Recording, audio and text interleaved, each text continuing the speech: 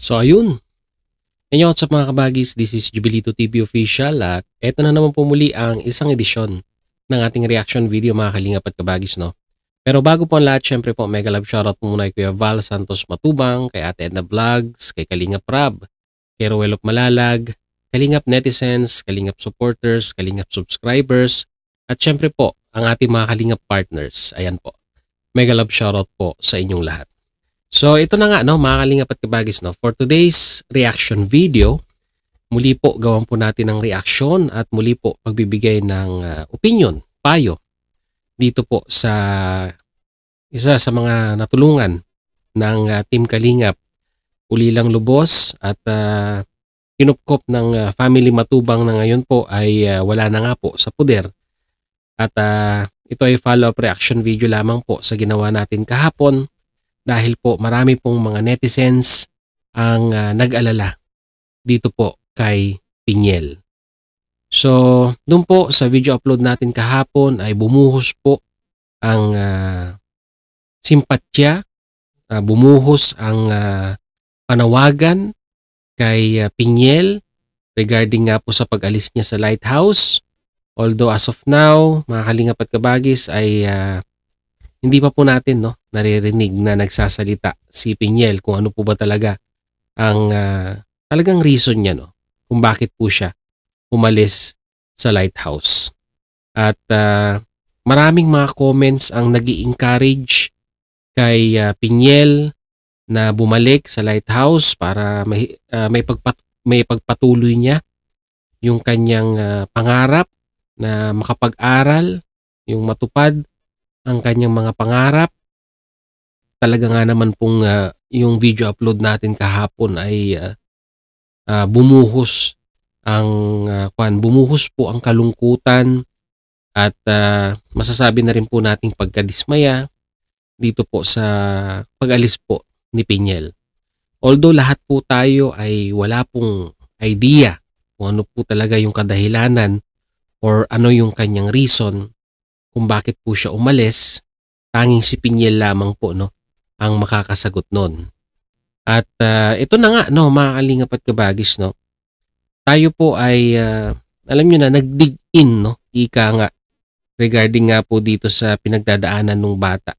Although base nga sa kwento ni Kuya Val Santos Matubang ay wala pong nangyaring aminan sa allegedly napapansin ng mga taong nakapaligid sa kanya na di umano ay parang may namuong relasyon dito po sa dalawang ito, kasi timing naman po kasi mga kalingap at kabagis, dahil nga po base sa kwento ni Kuya Val Santos Matubang ay naging close sila nitong mga later days, no, bago po sila umalis ng lighthouse, na kung saan ay naabot nga daw po ng madaling araw sa pagkukwentuhan and so on and so forth. At ito na nga, nangyari na nga po ang hindi inaasahan, na ito nga pong si Piñel ay umalis na at pinasyalan po natin, no, mga kalingap at kabagis, yung kanyang Facebook account, na kung saan ay at least kahit papaano po, no, although sa mga post ni Piñel, alam niyo naman po sa Facebook, mga kalingap at kabagis, no, it is a gateway ika nga, no, para po ma-express natin yung ating mga nararamdaman through social media. At sa pagkaka-interpret ko ay parang ganun din si Piñel, na kung saan ay madalas may mga ika ngang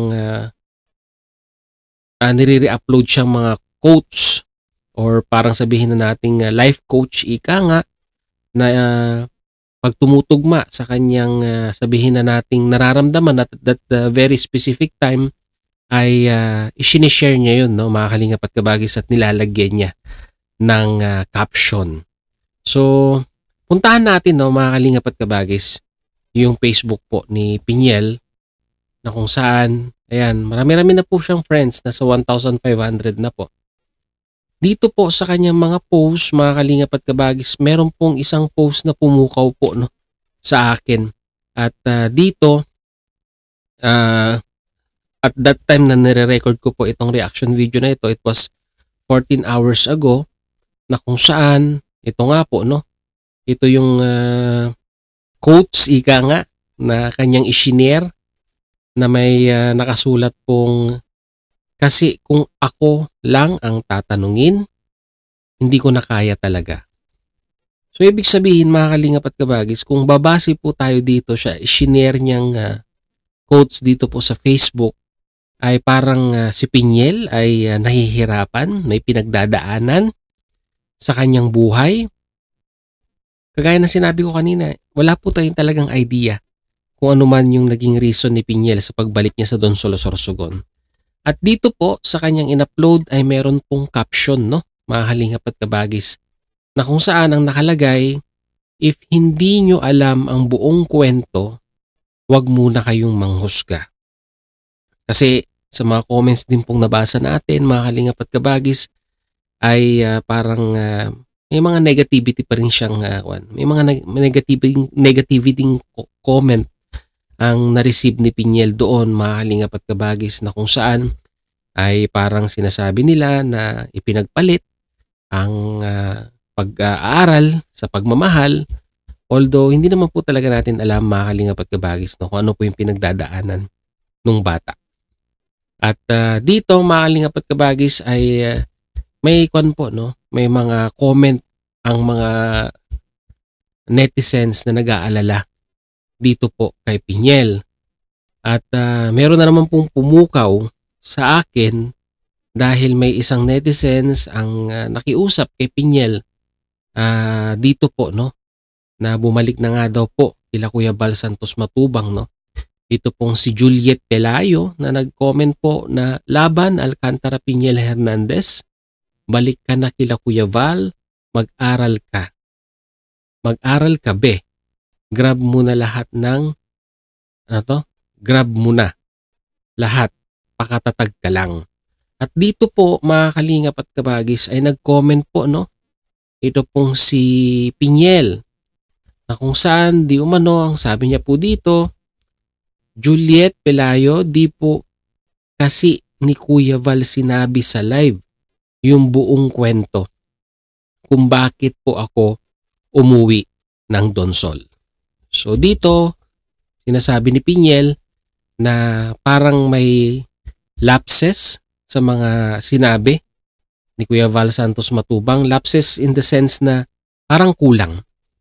Dahil sabi nga po dito ni Piñel ay parang di umano ay hindi po sinabi yung reason, no, mga kalingap at kabagis, kung bakit po umuwi ng Donsol Sorsogon ito pong si Piñel.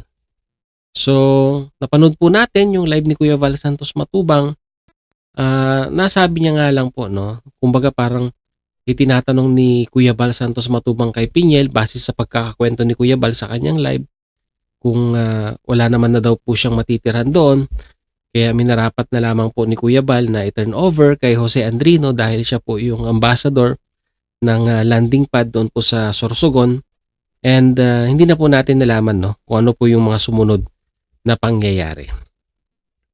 So parang ang pinapalabas dito ni Piñel, mga kalingap at kabagis, ay kulang yung pong information na ibinato ni Kuya Val Santos Matubang sa mga netizens kung ano po ba talaga yung reason ng kanyang pag-alis sa lighthouse.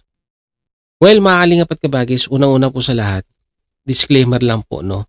At pakiusap ko na rin po na huwag po nating i-bash si Piñel sa mga pagkakataong mayroon pong pinagdadaanan yung bata. Ang pangit naman po, mga kalingap at kabagis, na ganun na nga po yung nangyari, na kung saan ay allegedly nga po ay parang lumalabas na di umano ay nagkaroon ng parang relasyon ito pong si Kuya Kens at si Piñel, na kung saan ay pinabulaanan naman po nila or sinabi po nilang wala pong katotohanan yon, ay muli sila na po ang nakakaalam ng katotohanan. At nasa sa kanila po yun, mga kalingap at kabagis, kung i-share nila sa social media kung ano po ba talaga yung totoong kwento sa kanilang dalawa ni Kuya Kens. Ang ganang sa akin lamang po, no, mga kalingap at kabagis, no, ay parang ang lumalabas po ay naging kulang yung ibinatong information ni Kuya Val Santos Matubang sa Kalingap netizens. At sa iyo, Pinyel, kung mapanood mo itong video upload natin, ay kung kaya mong punuan yung sinasabi mong kulang na information na ibinigay ni Kuya Val Santos Matubang sa kanyang live streaming, then why not, no? Para at least kahit papaano po maliwanagan ang mga netizens po natin sa Kalingap kung bakit nga ba, no, na mas pinili mong bumalik ng Sorsogon na walang assurance kung saan ka magi-stay, and at the same time bakit binitawan mo yung malaking opportunity na igagrab mo na lamang para makapag-aral ka, and at the same time ay matupad mo ang iyong mga pangarap. So yun, mga Kalingap at Kabagis, no? Kumbaga parang ito po yung kauna-unahang mga sabihin na nating sagot ni Pinyel regarding po sa kanyang mga bashers, na kung saan ay sabi niya nga po na mas mabuti nga pong manahimik na lamang po, no, pag wala po tayong idea sa totoong nangyari po, no, kung bakit po siya bumalik ng Sorsogon, at ang pakiusap niya lamang po ay wag po siyang husgahan sa ginawa niya pong desisyon na pag-alis po sa Lighthouse.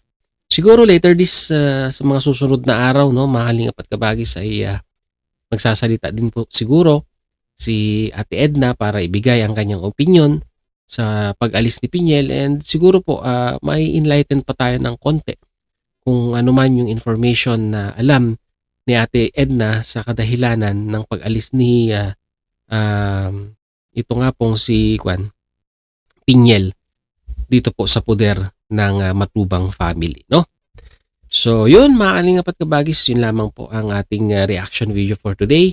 Muli po, panawagan ni Jubilito TV Official, wag po nating i-bash si Pinyel kung ano man yung naging desisyon niya, kung ano man yung kanyang mga reasons kung bakit po siya umalis ng Lighthouse, ay siguro po sa nakikinita niya ay para sa ikabubuti po ng kanyang well-being. Di po natin alam. We are all speculating, ika nga, no, mga Kalingap at Kabagis, base po sa napapanood natin at nakikita po natin sa social media, no. Pwera na lamang po kung si Pinyel ay magla-live at i-share niya yung side naman ng kanyang story regarding nga po dito sa issue na ito. So yun, mga Kalingap at Kabagis, mag-comment na lamang po kayo sa ating comment section kung ano naman po inyong masasabi, opinion, reaction dito nga po sa naging post ni Pinyel dito po sa Facebook, na kung saan ay parang sinasabihan niya ang mga netizens na wag pong manghusga kung wala naman po tayong alam sa totoong nangyari, ika. So yun, mga Kalingap at Kabagis, hanggang dito na lang. Supportan po natin Kuya Val Santos Matubang, Ate Edna Vlogs, Kalingap Rob Ruel of Malalag. Sama nyo na rin po, no, Jubilito TV Official. So hanggang dito na lang, mga Kalingap at Kabagis. Once again, this is Jubilito TV Official, proud member po ng Team Koos at ng Karepa Year 2024. As I always say, mga Kalingap at Kabagis, peace, God first. God bless po. Bye-bye!